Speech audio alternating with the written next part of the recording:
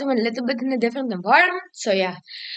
I'm gonna do a full review of this mask about you. Do you remember this one? So yeah. I read on Box that you already saw the mask and all the other videos I made. But I don't think it's NIOSH approved. So I'm not really sure to trust my life on it. I will really want to trust my life on 3M. I don't know what.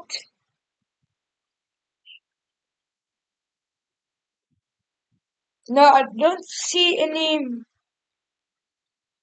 NIOSH mask or not made and tested by NIOSH. So it's a feeling about this one. But I got it very cheap. So the one I bought it on Takealot. It was between I think 500 and 600 rand at this moment. At 2026, the 8th of the 8th month, the 20th of the 8th. So I think it's still a very good mask. I would want to use it for this one for a prop.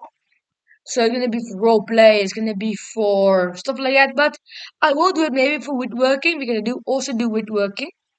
But I also don't gonna I'm not definitely not gonna trust it with chemicals. I don't really want to just trust it with chemicals because I do not really know if it's NIOSH approved. That's the problem. If it's not NIOSH approved, it is not gonna be a good mask, and not guaranteed. Not gonna can be guaranteed a good mask because I know it's made in China. It's made in massive factories, and it's thousands are made per week, day even. So.